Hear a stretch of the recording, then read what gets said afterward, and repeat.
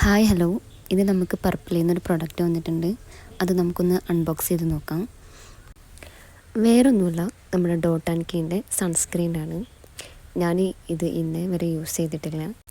ഇതിൻ്റെ മുന്നേ ഡാസ്ലറിൻ്റെതും ബഞ്ചാറാസിൻ്റെ ഒക്കെ ആയിരുന്നു ഞാൻ യൂസ് ചെയ്തിരുന്നത്. ഇത് ഫസ്റ്റ് ടൈമാണ്. കുറേ പേര് ഇതിൻ്റെ റിവ്യൂസ് ഇടുന്നത് കാണാം, നല്ല പ്രൊഡക്റ്റാണെന്ന് പറഞ്ഞിട്ട്. അപ്പോൾ നമ്മളും ഇതൊന്ന് യൂസ് ചെയ്യാൻ പോവാണ്. ഇതിൽ SPF 15+++ ഒക്കെ ഉണ്ട് പറയുന്നത് കേട്ടു. ഞാൻ ആദ്യം യൂസ് ചെയ്ത ബഞ്ചാറാസിലും ഇതേപോലെ തന്നെ SPF 15++ ഒക്കെ ഉണ്ട്.